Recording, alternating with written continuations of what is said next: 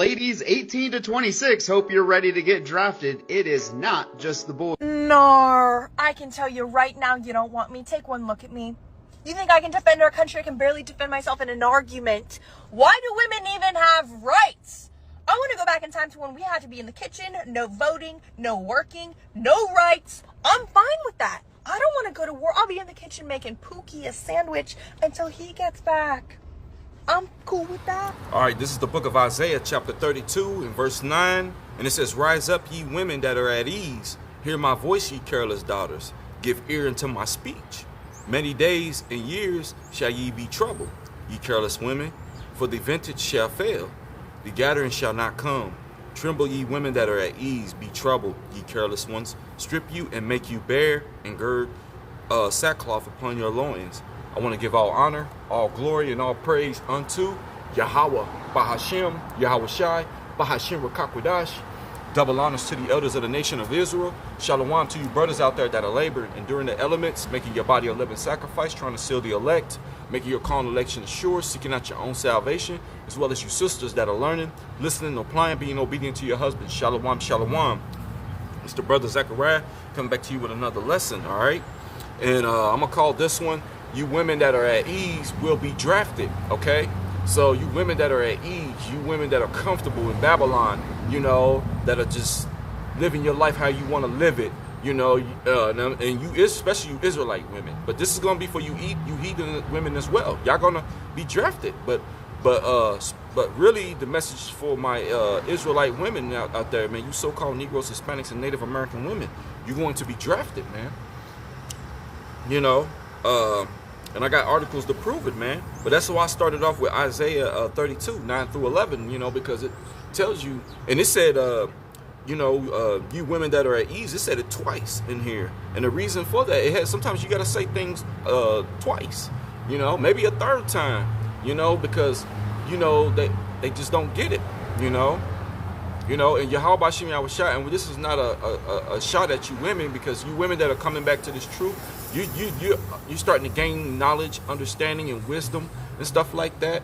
You know, because if that wasn't the case, you wouldn't be, you know, dressing more modestly. You're not, you know, you're watching, you know, your actions, what you say, how you treat your man, how you conduct yourself amongst your people. You know, you're keeping the law, statutes, and commandments to the best of your ability. So you're dealing with wisdom, okay? The fear of Yahweh Hashem Yahweh Shai is the beginning of wisdom, man. So for you to, you know, and keeping the law, statutes, and commandments is showing that you love him, you know. That's what true love is, man. You know, because we always talk about this love, but love is keeping his law, statutes, and commandments. If you ain't keeping them, then how can you say you love Yahweh Hashem Yahweh Shai? At least keeping them to the best of your abilities. Now, we know we in Babylon, and some things it's hard, it's rough, and stuff like that. We understand. We have a devil that's governing over us, man.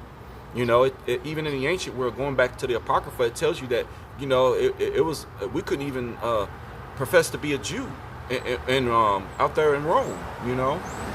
This is why they took the Apocrypha out. I mean, that over and many other reasons, but you know, you know, it was a crime. You know, it became a crime. You know, if you was out there professing yourself to be a Jew, you would have probably been put to death out there.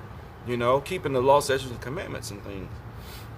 Okay, so women, thanks to feminism set up by Esau, of course, you know, purposely to lift up the women, especially the Israelite woman, so she would turn on her Israelite man. Okay, and that happened with you know, they was like, oh, well, we can work too, you know, which there were women that worked certain jobs, like military. They had nurses and stuff like that, you know, to aid the men, you know, nurses in hospitals, and you had certain occupations, but for the most part, most women were housewives. Okay, but now, you know, they start working, and then Jake is catching hell on these jobs. They don't get raises. They're not getting promoted, and all that is purposely set up to keep them down. So the woman can go on a job. She get lifted up. She get promoted. So it becomes a competition. She starts looking at her man, and now she's looking like, I'm worth more than you. You know, based off of money, which money really, the money here on this earth is of no value. The real treasures is your heavenly treasures. The earthly treasures is nothing. That stuff, it's gonna, you know, gain rust and ultimately dissolve, okay? Especially with this economic collapse. But our people don't know that, especially the women who've been deprived of wisdom. So, you know, they treat this money as some type of status, and I'm over you. You don't tell me what to do. I run the house. And then, you know, they started treating Jake really, really, really bad. So, you know, but feminism did a lot of that damage and made our women like that independent woman spirit on them, okay? But now the time has come where women who felt they didn't need no man or you know, were strong, will have to prove that in Esau's army, okay? So, you've been feeling like you or, you know, men and women are equal, or you feeling like you're on a higher level than a man, you know, you're in the room for a rude awakening. You believe that men and women are equal? No, of course not. Who told you there? Men and women are not equal. Men and men are not equal. Women and women are not equal. Individuals are not equal. How can collections of individuals be equal with collections of other individuals? That's illogical. It doesn't make any sense. Are you equal with your boss? If so, then why is he or she your boss instead of you? I'm not equal to another man who's stronger than me, who's smarter than me. There may be things that I cannot understand, and a woman is able to understand it instantly. Or maybe there's something that I can do that a woman cannot do.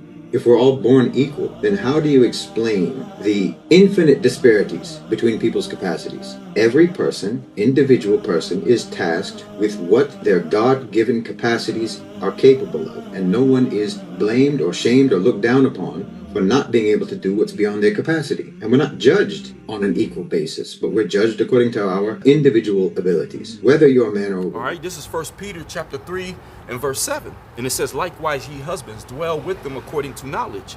Give honor unto the wife as unto the weaker vessel. So it's showing you that the man is, he is actually the stronger vessel. Because, you know, in the last days, the man is going to be a hiding place. He's going to be a protection for the woman, you know, so because it tells you, I believe it's in Hebrews, if I'm not mistaken, that he's going to make a man more precious than fine gold, you know.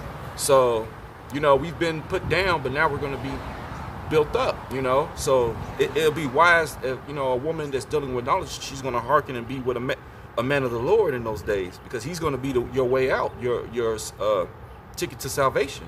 You know, where ultimately Yahweh Shai and the angels is going to be our deliverance. Okay. All right. So now that's well, actually, hold on. Let me go ahead and finish. It says, all right, as unto the weaker vessel, and as being heirs together of the grace of life, that your prayers be not hindered. Okay. But you know, the point was that the woman is the weaker vessel, which is, like I said, it's not a bad thing or nothing like that. It's not something to hold your head down or on stuff like that. You know, why would you want to be equal to your man? You know, there's, you know, feminine energy is something that you know, that's a woman.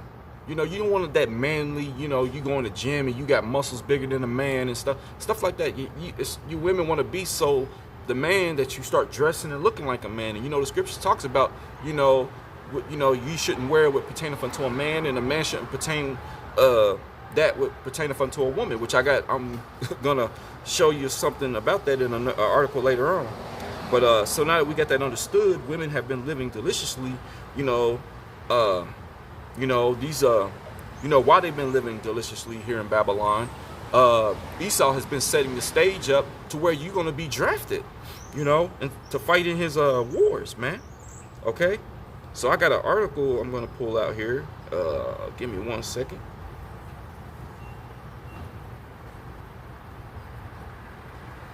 Okay, and it says Klaus Schwab signed order drafting U.S. men and women to fight for globalists in World War III.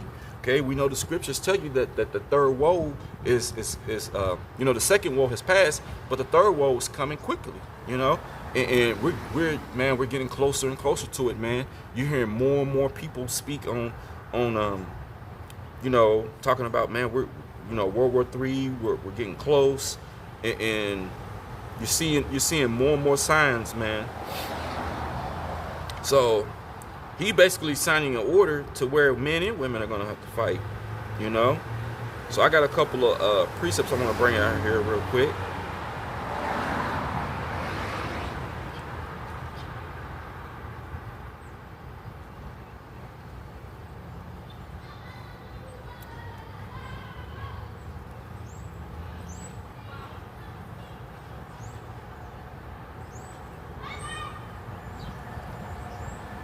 And one of the things I'm going to say before I read this is that, you know, the scriptures can be talking about one incident. It could even be talking about like Israel, but you could apply it to today. You know, you can apply it to like these other nations and stuff as well. All right, this is Jeremiah 15:2, and I'm gonna read it in the GNT, which is the Good News translation. And it says, when they ask you where they should go, tell them that I have said some are doomed to die by disease. That's where they will go. Others are doomed to die in war. See, that's where they will go. Some are doomed to die of starvation, which I was speaking about famine in the previous lesson, as well as I just did a lesson on food scarce, you know, being scarce and stuff. That's where they will go. Others are doomed to be taken away as prisoners. That's where they will go. And you could apply this to today, because like I said, prisoners with the FEMA camps, if you're not gonna fight in their armies, they might lock you up for that. If you don't take their MOTB, you're gonna be locked up for that. It's gonna be a lot of things. You know, if you decide to run from the military, you're gonna be probably locked up for that. You know, that's the type of that's how this devil runs. He's gonna like try to force you into these things, into submission.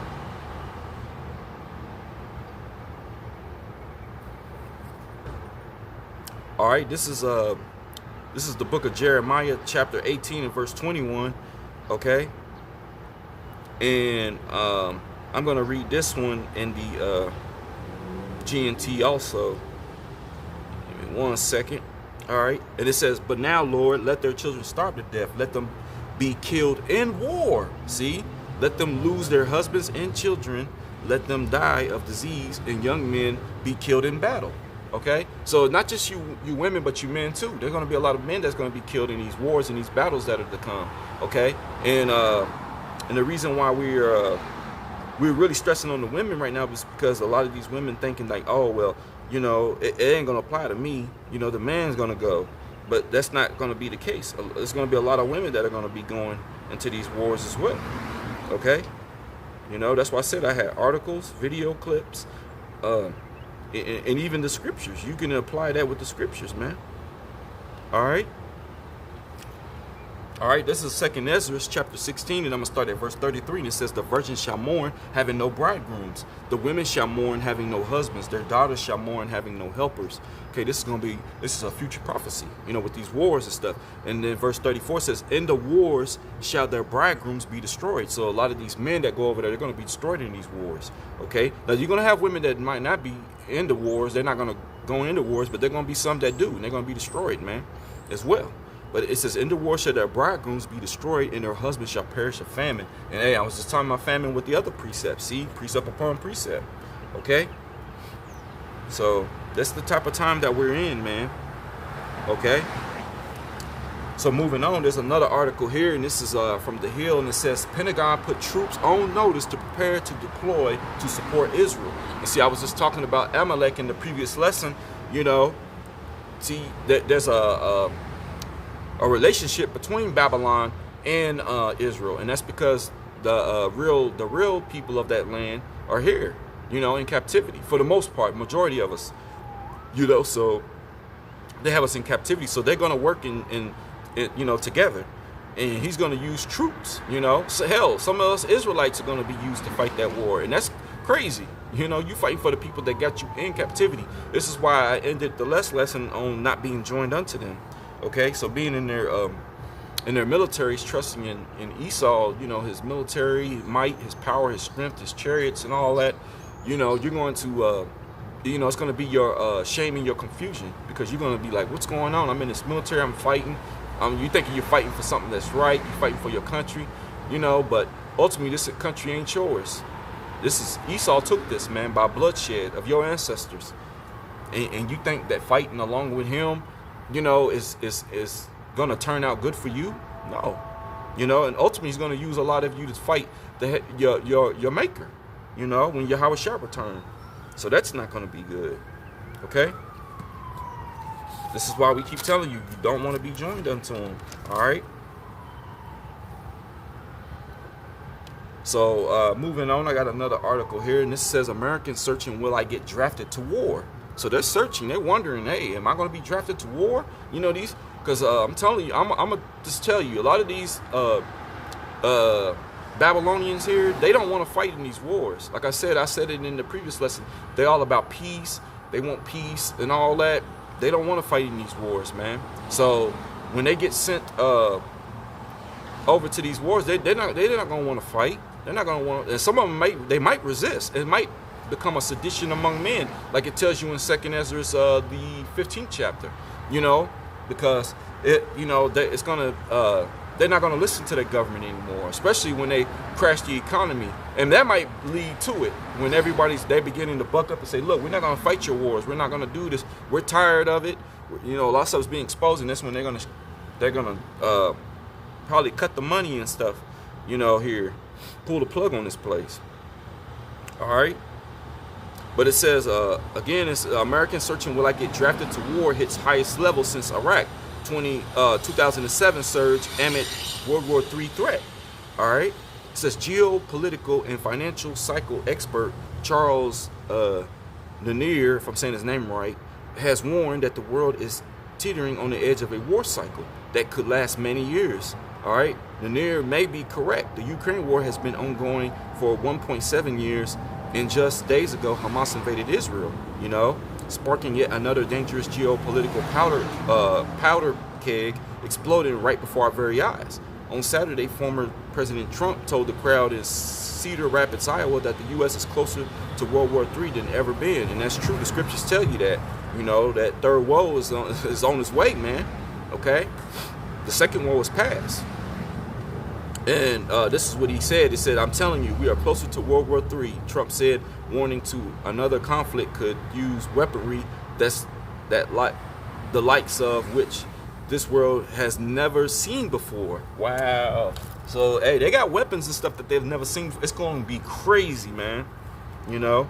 So this is what we come out here and we warn you about, man. I've never been closer to World War III. I don't think that national alert test that we all got on our phones was just a coincidence. Joe Biden came out and said the United States will officially give full, rock-solid support to Israel in the conflict happening right now. With all this happening, I want everyone to ask themselves one very important question. In the event that a massive conflict happens and we decide that we want to send troops, and if for some reason they institute a draft, unless there was an attack on U.S. soil, which I God hope there never is, I don't see people actually going and fighting even if they're drafted. And that's just based on reading the room and looking around at how much people are suffering here in this country. If they put that out and it gets to that level, I think there's going to be more problems on our own homeland after a draft than what they would ever expect to see happen anywhere else in the world. Because the people that have 18, 19-year-old sons and daughters, because they would send women too, with how much we've been getting screwed as the middle and lower class workers in this country by the greediest and wealthiest people and politicians, unless something happens here, which I hope never does, I don't see people actually getting up to fight. I'm sorry. I just don't see it. So I'm going to go ahead and start bringing out some precepts. All right. We don't just want to do a lot of talking. We also we had to pull out them precepts, man. Line things up. I think I brought this out in my previous highways lesson I just did. So, but you know, hey, it applies for this one as well. This is Matthew 24, and I'm gonna start at verse 6. It says, "And ye shall hear of wars and rumors of wars. See that ye be not troubled, for all these things must come to pass. But the end is not yet. For nation shall rise against nation, and kingdom against kingdom. And there shall be famines and pestilences and earthquakes in diverse places. All of these are the beginning of sorrows."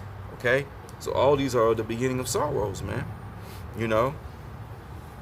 But it was saying that the end is not yet, because you know the return of Yahushua will be during World War III, but it's going to be at its climax when all these nations are fighting with each other.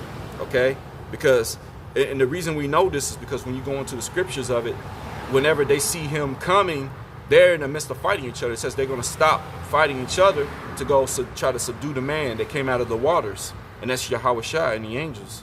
So they're going to fight him. That's how we know that's when he's going to return. Okay? 2nd Ezra, this is a precept to what I just read in 2nd Ezra chapter 16, verse 18. And it says, the beginning of sorrows. Remember I just said all these are the beginning of sorrows. In great mournings, the beginning of famine and great death. The beginning of wars, and the powers shall stand and fear. The beginning of evils. What shall I do when these evils shall come? okay? And if you are an Israelite, a so-called Negro, Hispanic, or Native American, or scattered amongst these other nations, you know, Israelite foreigners, then what you should be doing is hearkening unto Yahweh Shem Yahushua. You should be repenting. You should be coming back to the Heavenly Father, man. You know, coming back to who you are, man. You are of Abraham, Isaac, and Jacob, you know, okay? And you got next. You and your people got next, man. But you need to hearken, you know, because if you think that this place is going to continue on, then you're sadly mistaken, okay?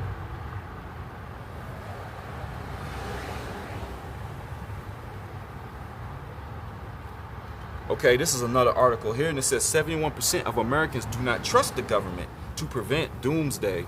Okay, and you're right. You shouldn't trust in Babylon the Great, man. You know, it tells you, you know that we have looked at a nation that could not save us, and that's really us looking at this place to deliver us. But you know, you Babylonians, you know, you trusting in your so-called leaders to deliver you. But see, a lot of them are not trusting the government nowadays. So it's, you know, if you're going to trust in them, that's going to be your shame and your confusion. All right. It says U.S. politics continue to be a chaotic subject, and a new poll finds that majority of Americans are rapidly losing faith in their country's leaders. From the ousting of the Speaker of the House to the mounting controversies engulfing the current president and his predecessor, over 7 in 10 people say there's no way there's no one they trust to save them from an end of the world event. Okay, Salakia.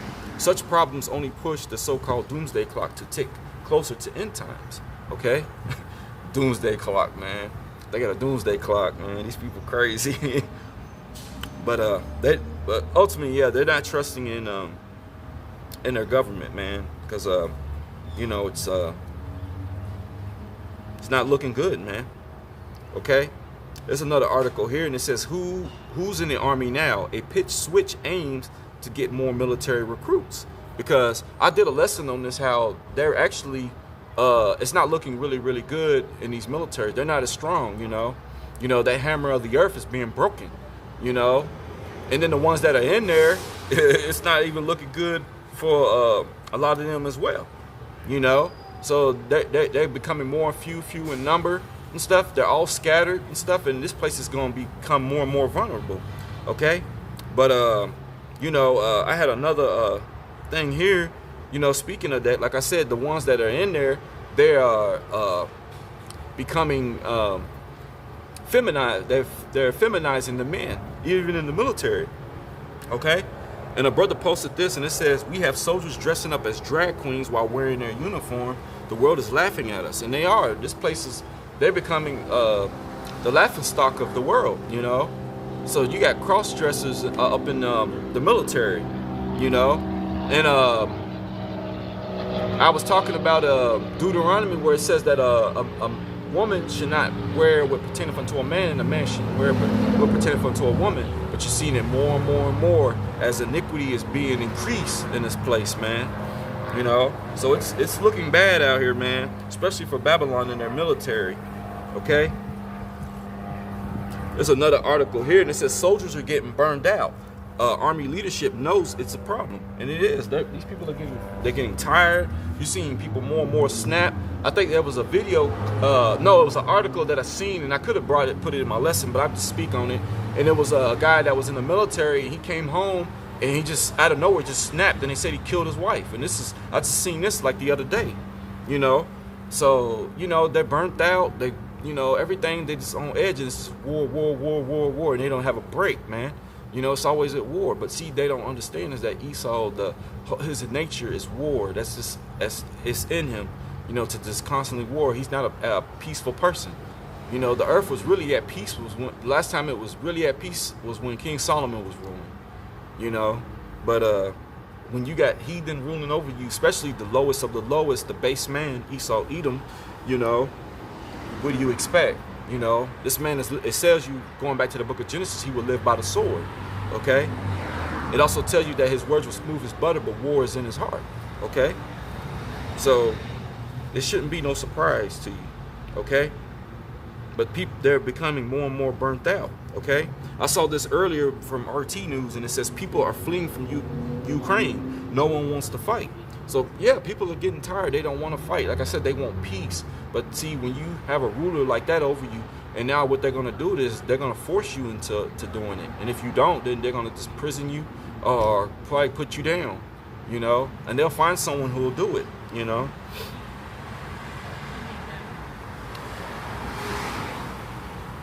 But yeah, it's getting bad out here, man.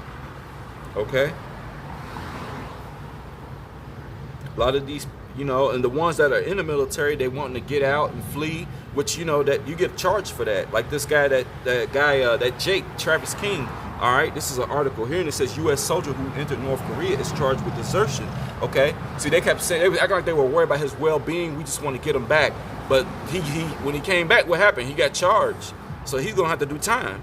Okay, so it says the Army is also accusing Private Travis King of other crimes, including assaulting other soldiers, and child pornography. See, so they're putting crimes on him. All right, after he said the reason why he got out was he got away from the military was because they were. He said he was dealing with racism in there. You know, so that was brought out. But see, now they're putting accusations on him to demonize him. This is the accuser of thy brethren. This is what he does. And I'm not saying that man done these things or not, because they could be just bearing false witness. You know, I believe that he was being treated bad. There's so many, like even like my grandfather, when he was in the Navy, he told me like he dealt with racism. And I'm thinking like, you're fighting for this country and these people were still treating you like shit. There's so many accounts on how they treated you bad in their military. So now they're putting these charges on him. And that's why I said they don't care about his well-being. They just wanted him back so they can imprison him, you know? All right? But they're saying that now he's assaulted other soldiers, and he said he was in possession of child pornography, according to a charging document, okay? So this is what happens when you join that military, man. These people, they watch you, man. They keep records of you, everything you do, you move and everything. And see, they probably, they didn't decide to charge him on all that stuff until after he deserted them. You know, trying to get away from the military. And see, he went over there in North Korea, thought they were going to trust him, and they handed him right over. They didn't want him. You know, you can't trust it in another devil. You know, all these nations, man, are not your friends. They're not your peoples. You know.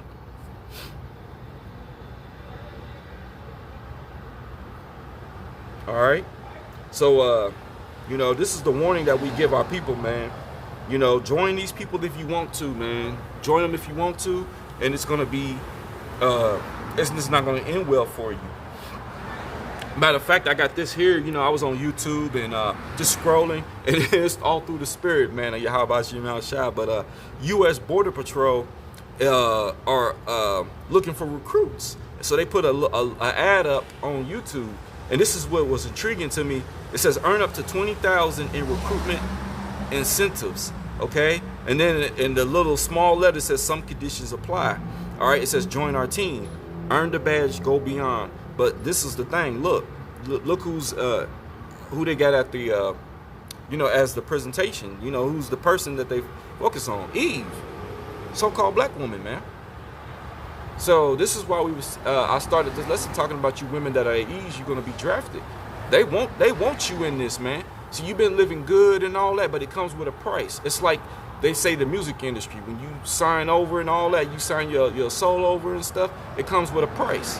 It's the same thing with you reaping the benefits and stuff of Esau, Edom, and treating your man like crap. You know, you're going to end up in a uniform and fighting for this man in these wars, man. Unless you repent, come back to Yahweh Shem Shah, keep these law, statutes, and commandments. You know, start treating the Israelite man better and stuff like that. Maybe, and be joined unto one. Don't be that independent woman. Don't have that type of spirit on you, because it's not going to end well for a lot of those women. Okay? And you'll be just like this woman here, man, with this uniform on. All right? I got a couple of precepts I'm going to bring out, and then I'll just go ahead and end it on this. Lord willing, this lesson is edifying.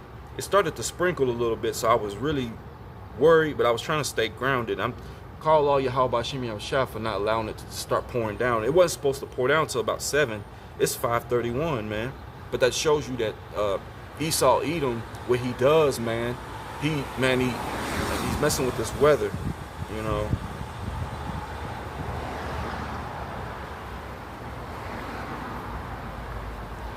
All right, this is the book of Revelations, chapter 11 and verse 14. It says, the second woe is past, and behold, the third woe cometh quickly. And I was talking about this earlier, but this is the verse right here in Revelations. You know, we're getting close and closer to World War III.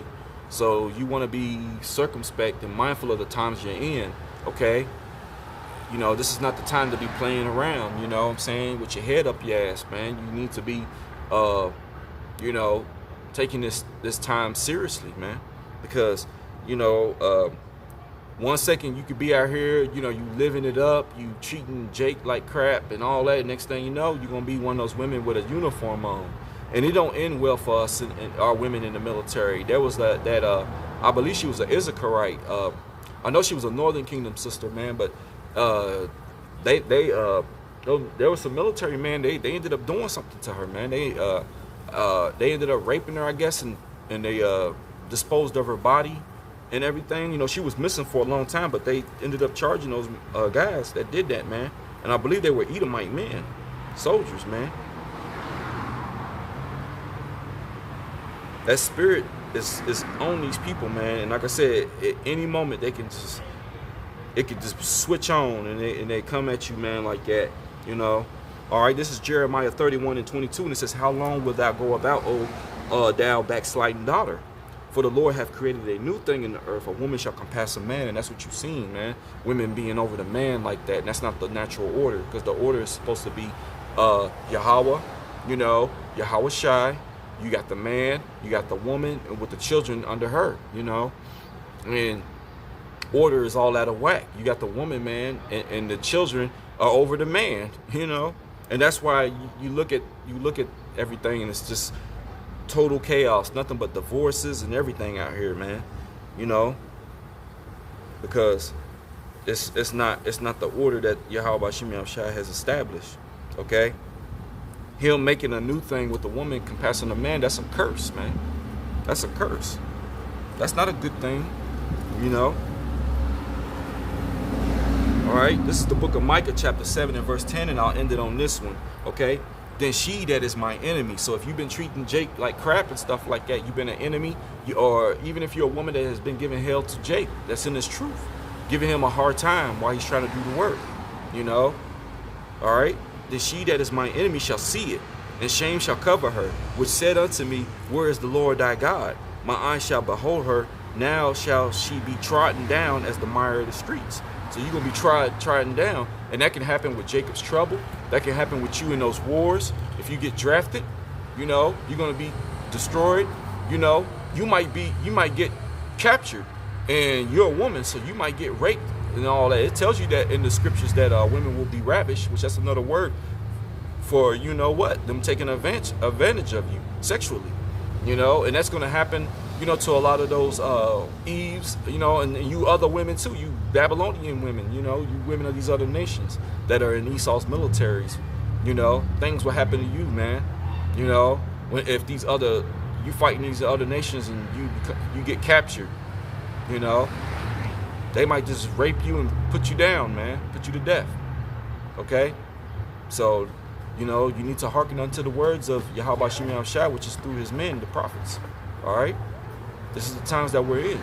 So, Lord willing, you found this lesson here edifying. I want to give all honor, all glory, and all praise unto Yahweh Bahashem, Yahweh Shai, Bahashem Rakakodash. Double honors to the elders of the nation of Israel. And shalom to you brothers and sisters out there. Until the next one, shalom.